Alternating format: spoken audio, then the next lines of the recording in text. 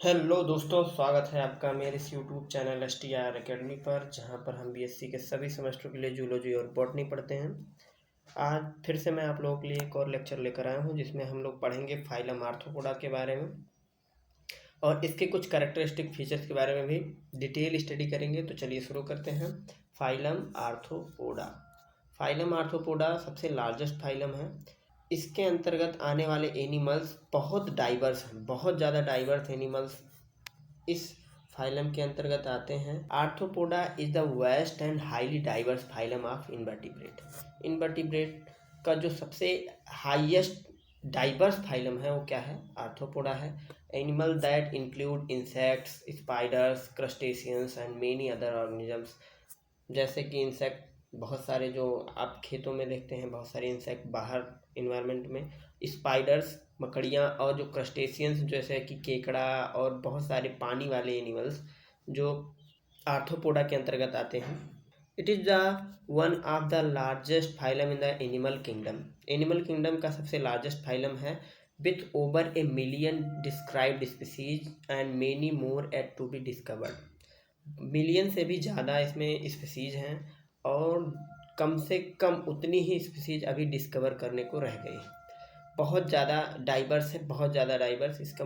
Arthropods are found in almost every habitat on earth. ये हर habitat में पाए जाएंगे। लैंड पर भी पाए जाते हैं, वाटर में भी पाए जाते हैं, जैसे एयर में भी रहते हैं।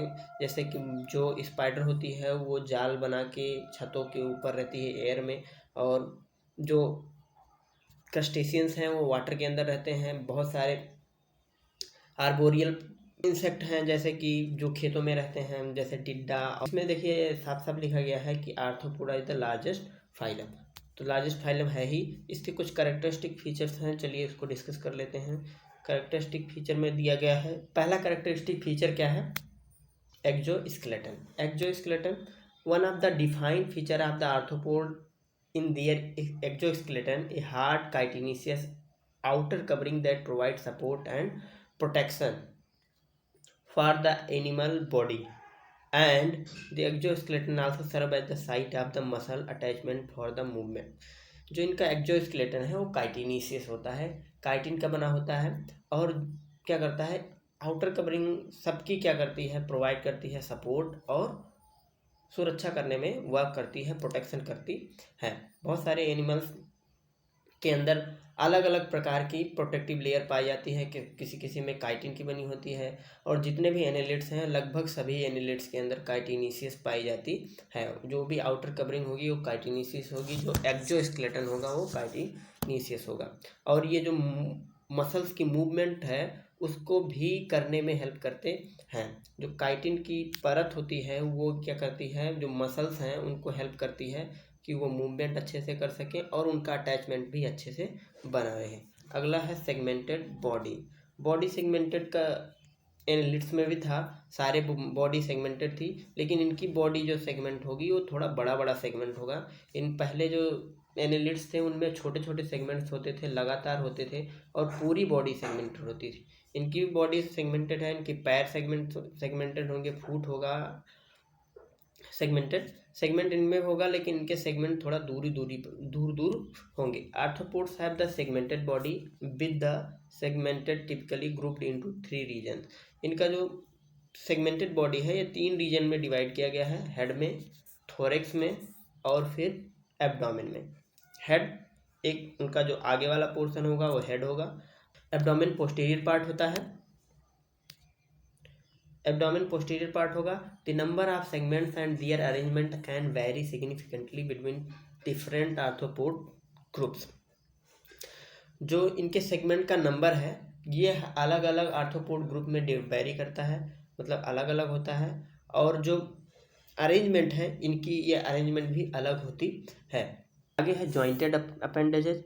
जॉइंटेड अपेंडेजेज मतलब कि जो पैर होंगे इनके क्या होंगे? जॉइंट होंगे। जैसे arthropod have the jointed appendages such as legs, antenna and mouth parts. Mouth part भी क्या होगा? जॉइंट होगा।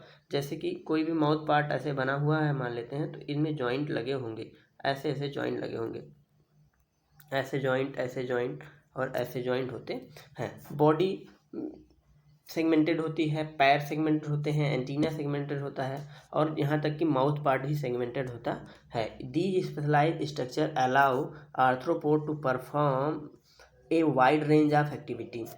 पैर सेगमेंटेड होने की वजह से इन लोगों को उछलने में बहुत ज़्यादा आसानी होती है, including walking, swimming, grasping and feeding. जिसका जैसा हैबिटेट है उसके लिए वो अडेप्टेड है और उनके पैर जो लेग्स हैं, जो सेगमेंटेड लेग्स हैं, वो हेल्प करते हैं इनको वॉक करने में। जो लोग लैंड में रहते हैं उनको वॉक करने में, जैसे क्रैब जो वाटर में रहता है उनको स्विमिंग में हेल्प करता है और ग्रेस्पिंग करने में और फीडिंग करने में भी हेल्प करते हैं। होल्ड करने के लिए, प्रे को होल्ड करने के लिए ये क्या करते हैं, यूज करते हैं। अपने लेग्स को प्रे को होल्ड करने के लिए यूज करते हैं और सेगमेंटेड लेग्स क्या करते हैं, हेल्प करते हैं बहुत आसानी से प्रे को होल्ड करने में। आगे है बाइलेटरल सिमेट्री। तो बाइलेटरल सिमेट्री आप लोग जानते ही होंगे कि बाइलेटरल सिमेट्री में ऐसा होता है कि बॉडी को अगर बीच से डिवाइड किया जाए तो दो पार्ट में डिवाइड होने पर दोनों पार्ट सेम दिखता है, मिरर इमेज की तरह दिखता है एकदम।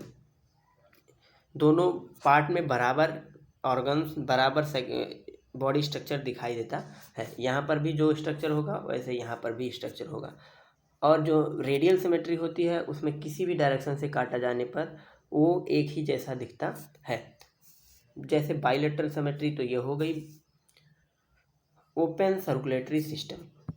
सर्कुलेटरी सिस्टम दो प्रकार का होता है, एक ओपन टाइप का और एक क्लोज टाइप का।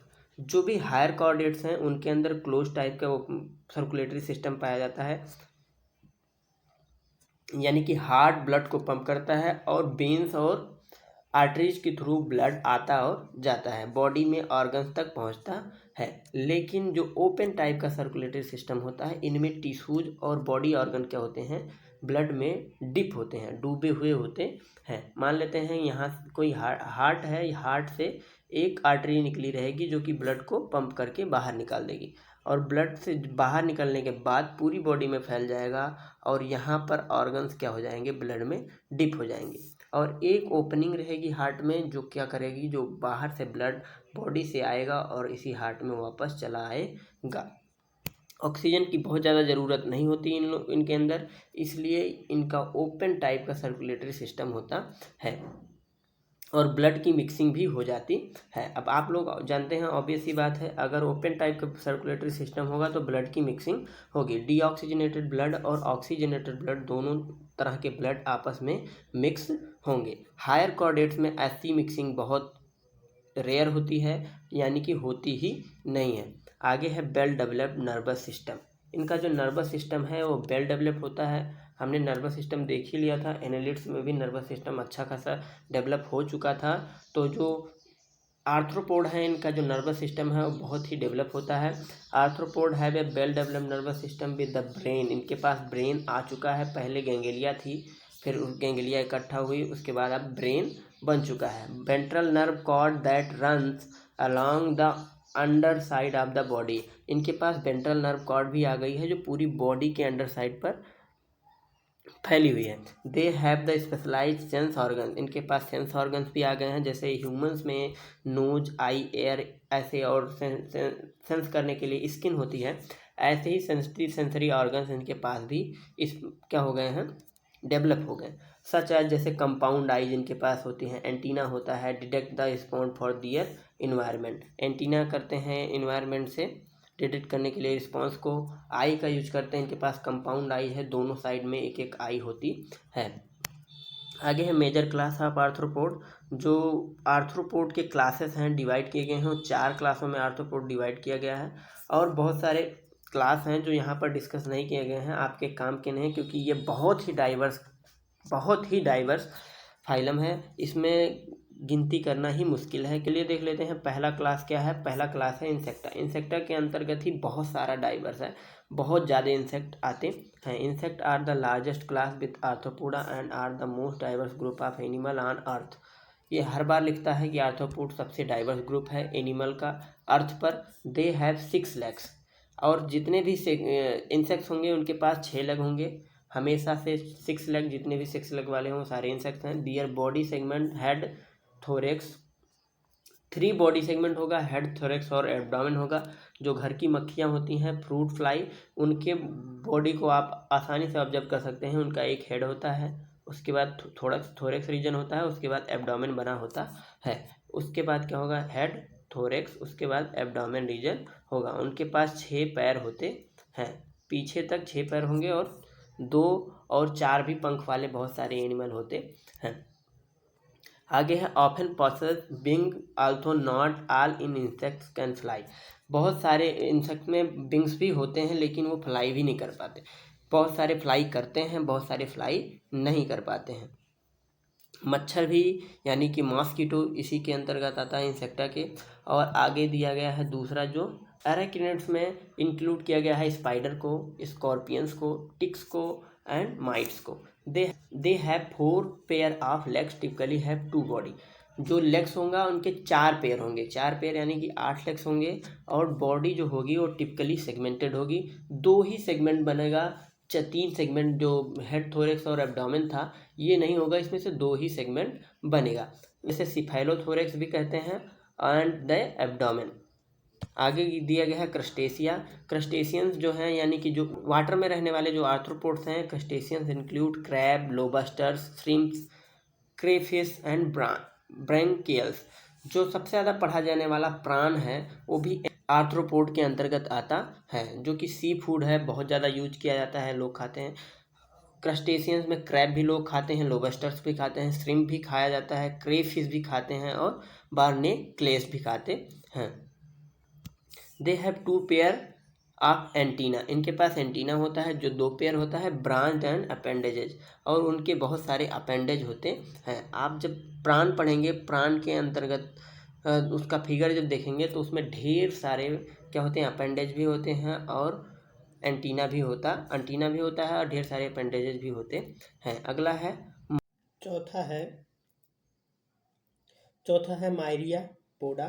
मायरिया पोड्स यानी कि जिनके पास ढेर सारे पैर होते हैं उन्हें मायरिया पोड्स कहते हैं।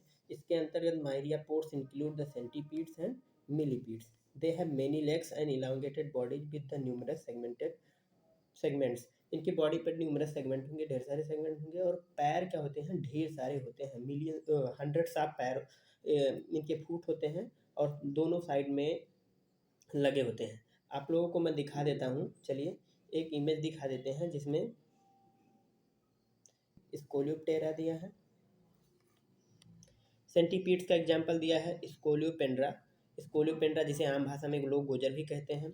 गाँवों में बहुत सारे निकलते हैं ये लोग, ज़्यादातर बरसात के मौसम में निकलते हैं जब पानी भर जाता है। आप देख सकते हैं दोनों साइड में इनके ढेर सारे पैर हैं। ऐसे ही एक एग्जाम्पल दिया गया है जो मिलीपीड्स का है। जो आपने देखा होगा कि बरसात के मौसम में ऐसे सेगमेंटेड बॉडी वाले ढेर सारे आर्थ्रोपोड्स बाहर निकलते हैं बारिश से बचने के लिए, यानी कि जब ज़मीन में भरने लगता है तो बाहर आ जाते हैं। ऐसे जो ये अगर इस एनिमल को कोई छूता है तो ये क्या करते हैं, सीधा अपना क्या करते हैं, एक गोल चक्कर बना लेते हैं। ऐसे गोल गोल जलेबी की तरह क्या होते हैं, घूम जाते हैं। तो आप लोगों ने ये एग्जाम्पल देख लिया, ये मिलीपीड्स का एग्जाम्पल है और ये सेंटीपीड्स का एग्जाम्पल है। इनके पैर थोड़ा गैप गैप करके होंगे और सेगमेंटेड होंगे।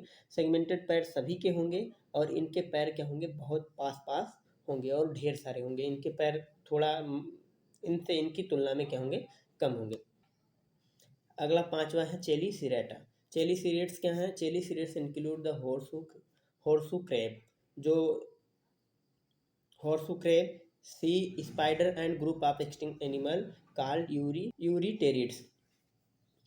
जो चेलीसिरेटा है इसके अंतर्गत हॉर्सू क्रैब आते हैं, सी स्पाइडर आते हैं यानी कि जो एक्वाटिक एनिमल हैं वो आते हैं, और कुछ एक्सटिंक्ट यानी कि जो आज के टाइम पर नहीं है, ख़त्म हो चुके हैं, वैसे एनिमल आते हैं जिनका नाम है eurypterid. They have 2 body segment, specialised mouth part and chelicerae. इनके पास 2 बॉडी सेगमेंट होता है, एक माउथ पार्ट होता है, एक चेलीसीरिया होता है। क्या होता है, एक चेलीसीरिया। माउथ पार्ट के जो पीछे वाला एरिया होगा उसको चेलीसीरिया बोल दिया जाता है, लेकिन सिर्फ इसी चेलीसिरेटा क्लास के लिए और बाकी के लिए नहीं बोला जाता है। आगे इसके हम लोग अगले लेक्चर में पढ़ेंगे पैलियोमॉन के बारे में, उसके कैरेक्टरिस्टिक फीचर्स के बारे में पढ़ेंगे, उसके रिप्रोडक्शन के बारे में पढ़ेंगे, उसके अपेंडेजेस के बारे में पढ़ेंगे। तो आज के लिए इतना ही। अगर आपको हमारा वीडियो अच्छा लगा हो तो लाइक कीजिए, शेयर कीजिए और हमारे चैनल को भी सब्सक्राइब कीजिए। धन्यवाद।